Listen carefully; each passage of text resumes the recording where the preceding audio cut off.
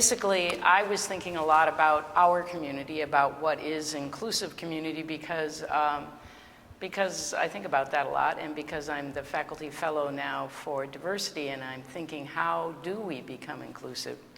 So what I came to is the thought, I wonder what makes us form groups? Why do we become a part of groups? What is it about groups? And I thought about our brains and the way that we just put everything. I think the thing is that our brains are meaning-making machines, that's what we do. We put things in groups. You know, this is a red shirt, that's a brown shirt. These are my people, those are somebody else's people. And I think in America in particular, and Elliot referenced this a little bit, I think in America in particular we have a unique heritage and a unique way of referencing ourselves historically, that we have developed an identity, that we needed to develop an identity. We've only been here a few hundred years as a nation, in spite of the fact that we've had this tremendous impact in the world. Today, no one can imagine the world without us. But at one point, we were a brand new nation. There was no identity of America. How do we become a nation?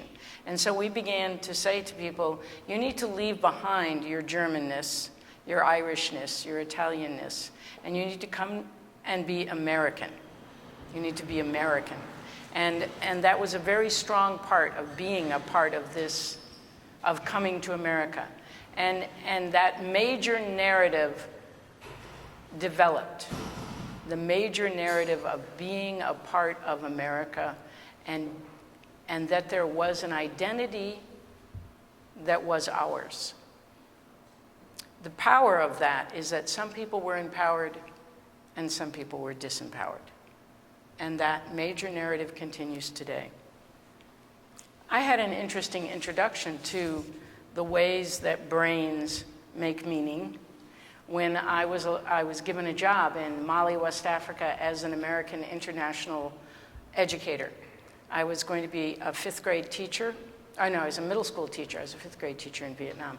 I was a middle school teacher in humanities and social studies in Mali, and at American International School. And so I moved there. And, you know, I had no idea what I was getting into, but I was pretty excited. I just finished my doctorate, and it was a way to avoid writing my dissertation. And I arrived, and I looked around me.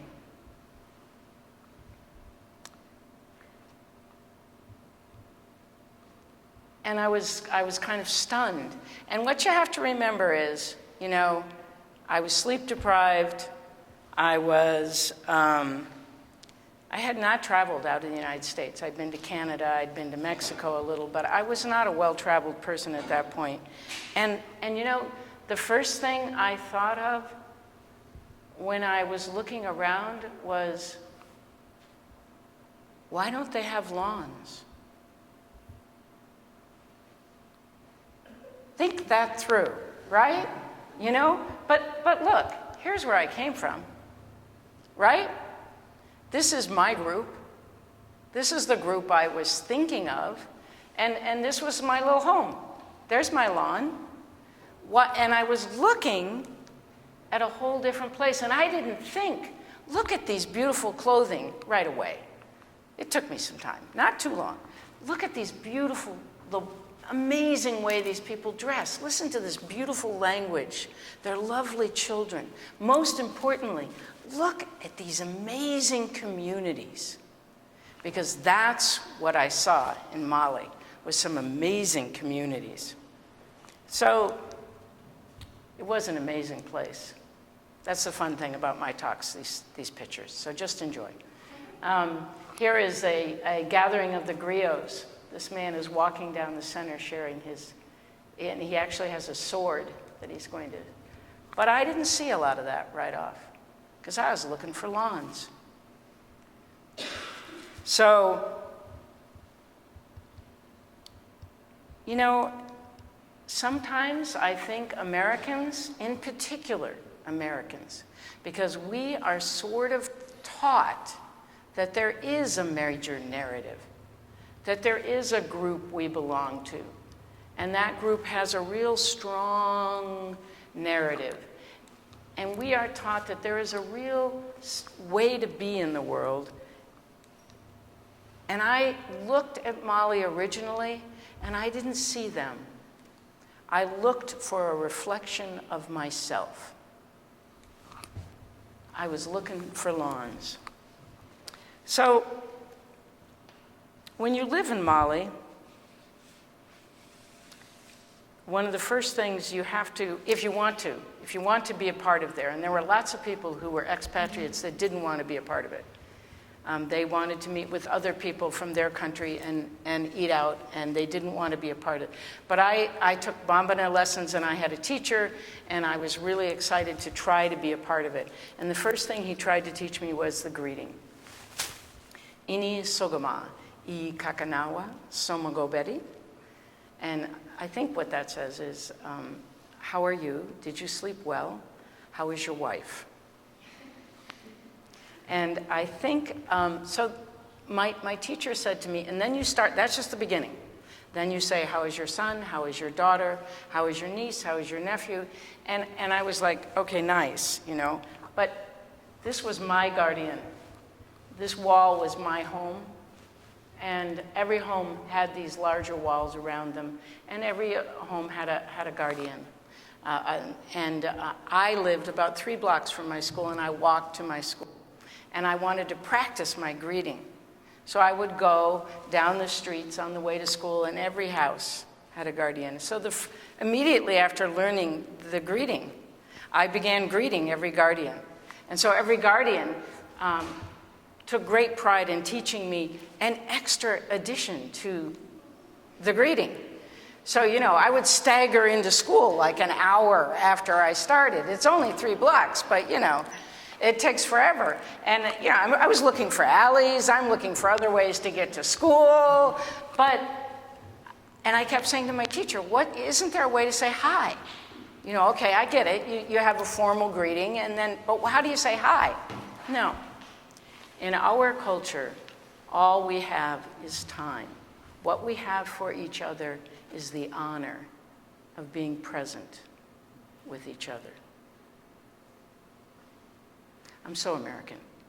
I was like, yeah, but there must be a hi.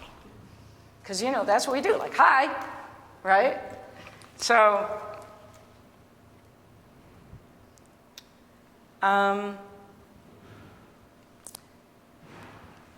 I didn't find a hi,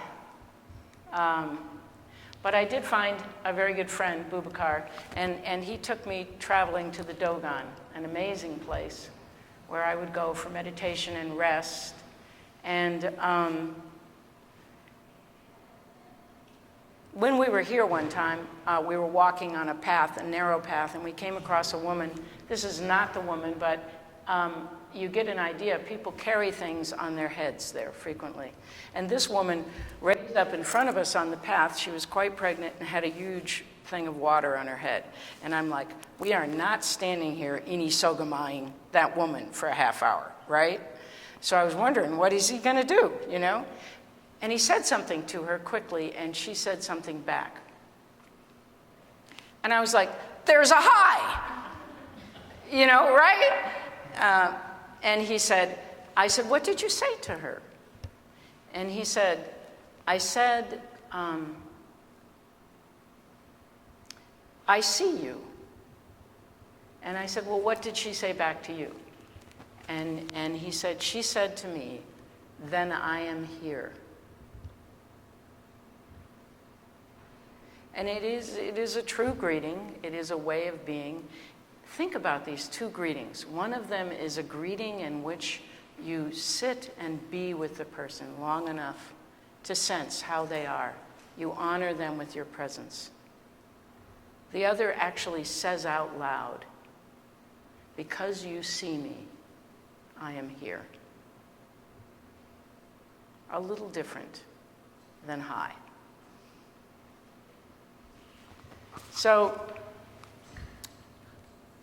I was still looking for lawns. I was looking for hi. I was looking for the American way of being in a different place. It's what we do. We look for our way. But I was growing. I was growing. What both of those greetings signify, I think, is something we need to learn, which is a way of deeply acknowledging other. It's interesting, in Mali, they don't hire a DJ or a news person one at a time. They have to hire two. Because there's the person who says something, and then there's the person who says, aha.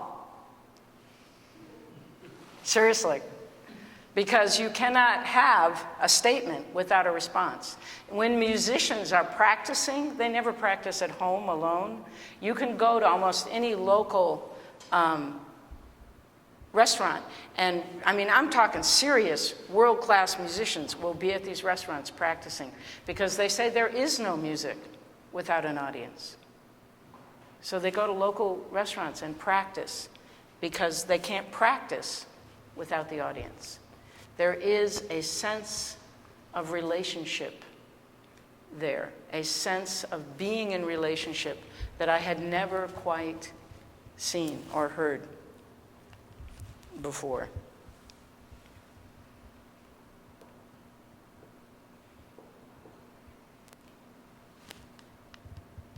Whoops. How does this work? So, this was my first time in being in another part of the world, and one of the things I realized is that I had thought of America as big, huge, and I came to think of it as kind of small. And myself as a small person from a small place. And in America, where supersizing is really like a big deal, that's kind of fighting words. And please don't misunderstand me. I'm not saying we're small in a bad way. I'm just saying there's a lot more out there. And we're a part of something really big. And the world would be very different if we were not in it. If America was not in it, if this campus was not here. This campus would be very different if you were not here. It would not be the same. It would not be the same if you were not here. We need each other to be the wholeness of who we are. We need each other, and we need to acknowledge that. We need to be the acknowledgement for each other. So this world is so huge and we are small, but the world is what it is because each of us is here. And we need to figure out a way in this inclusive community to take the time when we say hi and see each other and be present with each other. So I'd like to tell you some stories about this community. Yeah, I have heard of a young woman was walking on this community, and a young man said to her some rude sort of racial slurs. And another young man turned around and said, "Don't you talk to her that way." And I don't think he even knew this young woman. It wasn't her boyfriend. It was just a kid on campus. Another incident you've probably all heard about because it was even in the paper was a young woman getting on a bus late at night. And a young man, I think, chanted a racial chant at her, something, I'm not even sure but it was some chant, some horrible racial chant. In the middle of the night, I mean, how horrifying. And another young woman stood up and said something to him. She didn't know the person that was being attacked, but she stood up. So what kind of community do we have? Do we have a community where disrespect occurs? Absolutely. Do we have a community where people stand up when it happens? Yes. Can we do better? Yes. But are we working on it? Yes. Can we be more inclusive? Yes. Let's help each other learn that. Let's learn to stand up for each other. People are doing it. Let's do it more. So, where was I?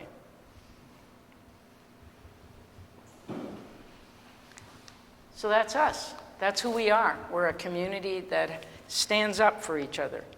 And now I will show you a bunch of cool pictures from Vietnam and tell you a little story on the way.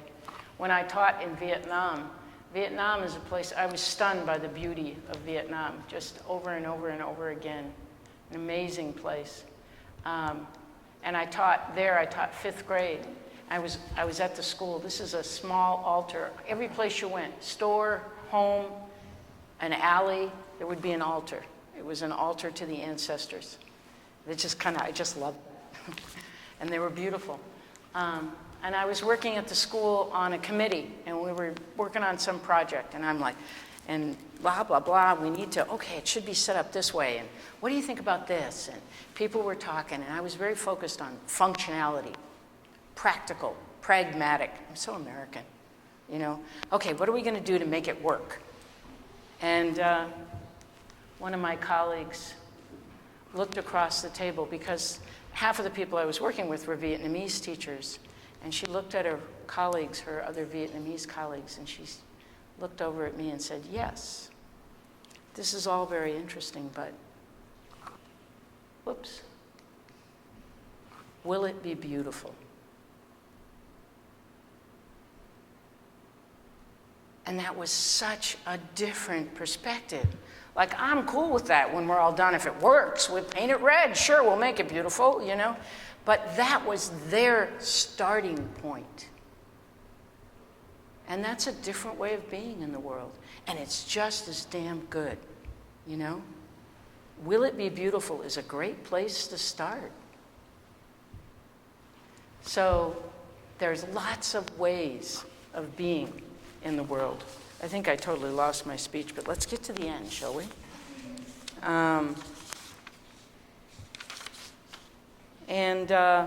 There's lots of ways of being in the world, and it's really important that we learn not to just tolerate, not to put up with people, but to celebrate those ways of being. And if somebody starts from beauty, wow, that's great. And I hope our community can learn to be an inclusive community, because the thing is, we are a community. What kind of community? That's up to us.